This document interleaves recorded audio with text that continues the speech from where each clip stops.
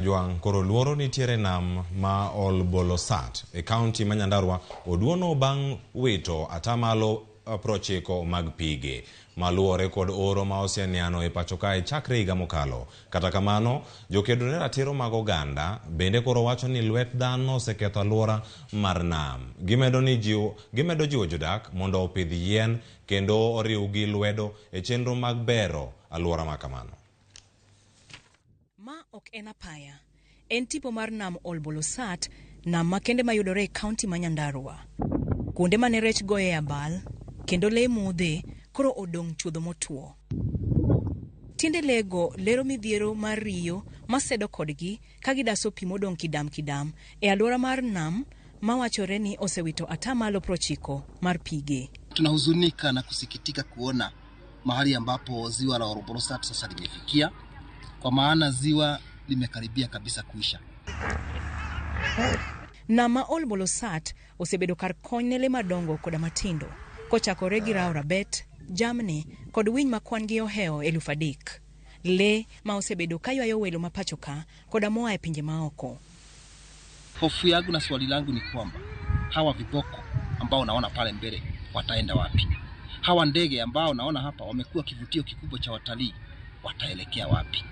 Kata obedo ni nam ni yudore machiegni kod bunge kod gode maywayo koth ma Aberdares, jokedo ne ratiro alwora wacho ni kaka ji medo puro kendo gedo e alwora no e kaka nam medo duono. Na watu wengi wamekuja mpaka wamenyakua ardhi zingine. Naona mchanga mwingi sana, hata mahali nimesimama utaona mchanga umetoka bahari. Wakati barabara zinatengenezwa kuna mchanga mwingi sana umesobwa na kuingizwa katika ziwa la Ol Bolosat. Oro makech bende medo daro ji e counties mokiyo kod Nyandarua kaka Laikipia, Samburu, Isiolo kod Marsabit. Gino matelo pek ne aore kod nama Ol Bolosat. Wengi wamefanya pale ndipo wanapeleka malisho kwa sababu ya kule chini ambapo maji imekosekana. Watu wengi wamepanda kuja sehemu hizi. Loro nitie ni dwar mar pi kod lu mar kwath dipo ka ojiwo lwenje alwora ni kaka osenyedhore e counties mamoko ma oro wiyo. Utalii tu. Piny owacho mamalo noyango chenro mar bero alwora mar nam ma Ol Bolosat e chak higa mokalo.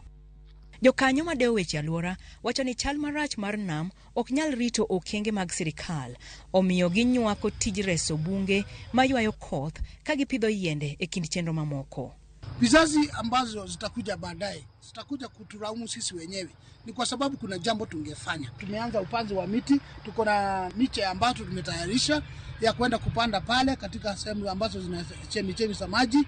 Ma ineno kaka okang' maber e kind mathoth mapodwarore mar neno ni nam Ol Bolosat okonimo e chuodho. Ray Polo, Ramogi TV.